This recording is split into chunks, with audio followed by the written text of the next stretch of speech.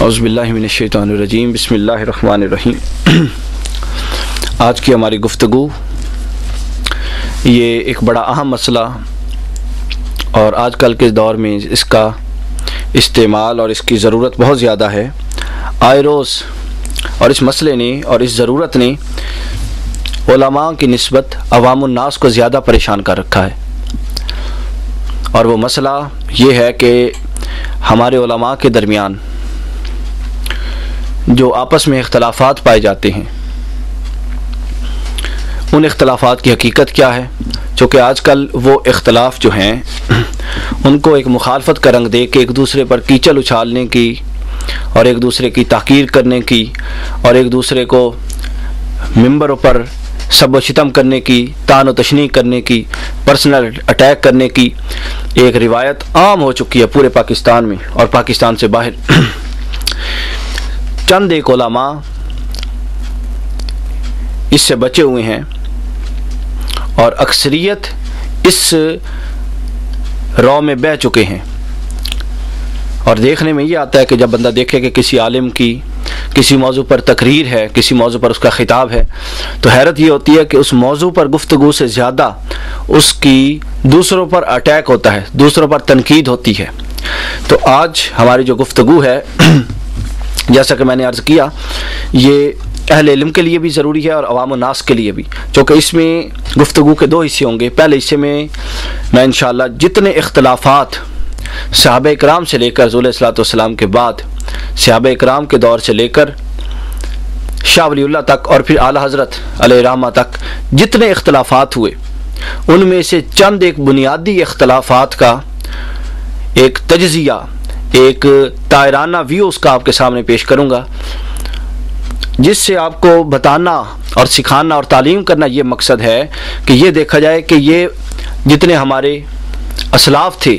یہ جو پاک اور مقدس اور مطہر ہستیاں تھیں، ان کے درمیان کتنے اختلافات رہے، مگر اس کے باوجود ابھی مثالوں میں آگے بات آئے گی، کبھی کسی نے کسی پر طعن نہیں کیا، کبھی کسی نے کسی پر کفر اور شرک کا فتویٰ نہیں لگایا، کبھی کسی نے کسی کو پرسنل اٹیک نہیں کیا، کبھی کسی نے کسی کو برا بھلا نہیں کہا، ہمیشہ بلکہ جب مخاطب کیا پیار اور محبت سے کیا، ادب و احترام سے کیا، ان کی علمی وجاہت اور ان کے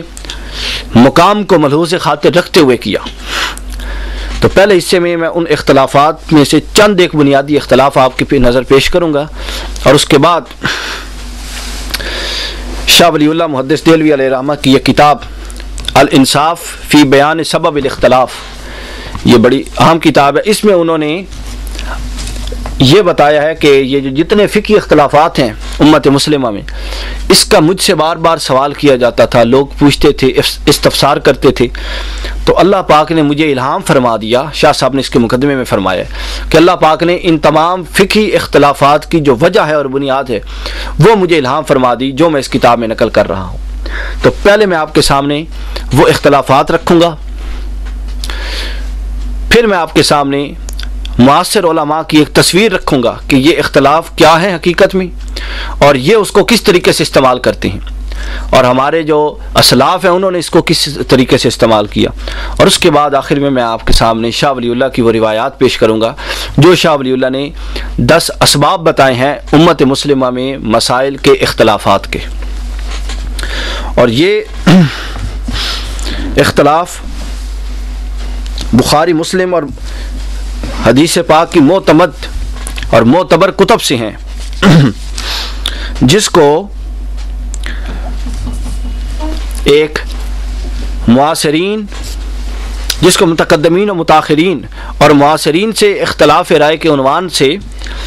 علامہ سعیدی صاحب نے اپنی شرح صحیح مسلم میں روایت کیا۔ شرح صحیح مسلم میں بھی انہوں نے اس کی ایک فہرست بھی دی ہے اور ایک مفصلاً اس کا ایک اجمالاً ان تمام کا تذکرہ بھی کیا ہے۔ اور یہ جو شرح صحیح مسلم ہے علامہ غلام رسول سعیدی صاحب کی، بڑے متبحر عالم ہیں، اور انہوں نے خود بارہا مختلف جگہوں پر لکھا ہے کہ میں نے پوری دیانتداری سے اور پوری غیر جانبداری سے اس شرح کو لکھنے کی کوشش کی، اور اس میں سے کہیں کسی دباؤ کا شکار نہیں ہوا، کہیں کسی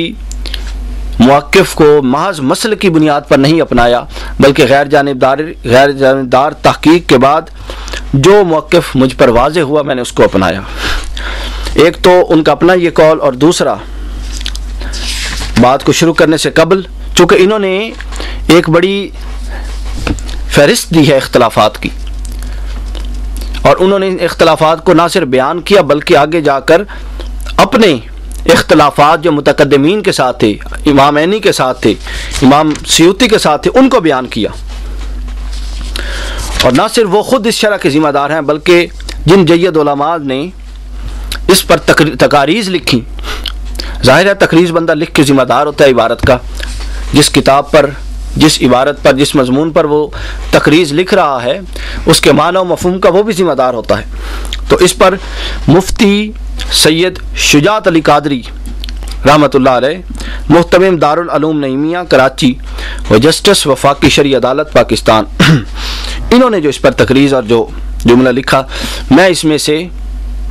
صرف تمام ان کی تقاریر پڑھنے کے بجائے صرف مطالعے کا چیز لوں گا تمام کے علماء کی تقاریر سے، اور بتانا اور ثابت کرنا یہ مقصود ہے کہ یہ شرح جس جو میرے درس میں آج شامل ہے، اس شرح کی نہ صرف یہ خود مصنف تو ضامن ہوتا ہی ہے اپنی تحریر کا، لیکن جو صاحب تقاریر ہوتے ہیں وہ بھی ضامن ہوتے ہیں۔ تو انہوں نے لکھا، آپ کی شخصیت محتاج تعارف نہیں، یہ ان کے بارے میں، سعیدی صاحب کے بارے میں، اور آپ کے فاضل تلامذہ جو پاکستان اور بیرون پاکستان اسلام کی خدمت میں مصروف ہیں، اور آپ کی گراں قدر تصانیف جو دنیا کے گوشے گوشے میں پھیل چکی ہیں، یہ آپ کا بہترین تعارف ہے۔ یہ انہوں نے صاحب کتاب کا تعارف دیا، اور دوران مطالعہ اس کی جن خوبیوں پر ان پر منکشف ہوئیں، ان خوبیوں کا ذکر کرتے ہوئے فرماتے ہیں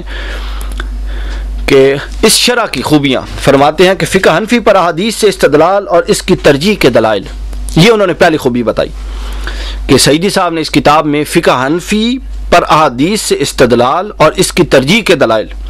دوسری، اختلافی مسائل میں علمی انداز نگارش، اختلافی مسائل میں بڑے علمی انداز میں جو انہوں نے گفتگو کی، تبصرے کیے اختلافی مسائل میں، اور بڑی شدت کے ساتھ، بڑی قوت کے ساتھ، دلائل کے ساتھ متقدمین سے بعض مسائل میں اختلاف کیا، انہوں نے اس کو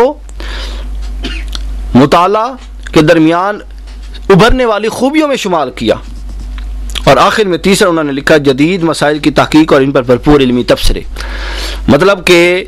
اس اتنے جملے سے یہ ثابت ہو گیا کہ مفتی سید شجاعت علی قادری صاحب رحمۃ اللہ علیہ کی نظر میں اختلاف اگر بر بنیاد دلیل ہو، جیسا کہ انہوں نے یہاں پہ خود فرمایا، اختلاف اگر بر بنیاد دلیل کیا جائے جس طرح کہ سعیدی صاحب نے کیا،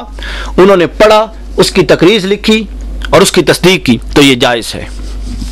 اس کے بعد علامہ سید محمود احمد رضوی رحمۃ اللہ علیہ، شارح صحیح بخاری اور شیخ الحدیث دارالعلوم حزب الاحناف لاہور، انہوں نے بھی پہلے سعیدی صاحب کی تعریف کے بعد فرماتے ہیں کہ میری نظر میں شرح مسلم علم و عرفان، تحقیق و تدقیق کا خزینہ ہے۔ علامہ موصوف نے محنت کی اور واقعی محنت کی اور مسائل جدیدہ پر سیر حاصل تبصرہ فرمایا۔ علامہ موصوف نے جن بعض مسائل میں علماء حاضر اور ما سابق سے اختلاف کیا تو یوں ہی نہیں بلکہ تحقیق و تفشیش کو دلائل و براہین سے مزین کر کے کیا۔ انہوں نے بھی شرح صحیح مسلم کی، یہ میں معاصر علماء کی گفتگو اس لیے کر رہا ہوں چونکہ متقدمین میں جو اختلاف تھا اس اختلاف کو یہ صورت نہیں دی جاتی تھی جو آج اختلاف کو دے دی جاتی ہے، اور ایک خاص ایجنڈے کے تحت کسی ایک شخصیت کے خلاف متحد ہو جاتے ہیں لوگ، اور عوام کو ایکسپلائٹ کرتے ہیں، عوام کو مس یوز کرتے ہیں، عوام کو غلط تصور دے کے عوام کو سڑکوں پر لاتے ہیں اور ان کا مطلب آپس میں ایک اختلاف اور انتشار کی فضا بپا کر دیتے ہیں۔ تو انہوں نے کیا کیا، میں جملہ دوبارہ پڑھ رہا ہوں۔ علامہ سید محمود احمد رضوی فرماتے ہیں کہ علامہ موصوف نے جن بعض مسائل میں علماء حاضر اور ما سابق سے اختلاف کیا، مطلب کہ انہوں نے تسلیم کیا ہے کہ علماء عصر سے بھی اختلاف کیا اور علماء ما سابق سے بھی اختلاف کیا، تو یوں ہی نہیں کیا بلکہ دلیل اور تحقیق کے ساتھ کیا۔ اس سے یہ ثابت ہوا کہ دلیل اور تحقیق کے ساتھ معاصر علماء سے اختلاف بھی جائز، ہر ایک کے لیے جائز، صرف سعیدی صاحب کے لیے نہیں جائز۔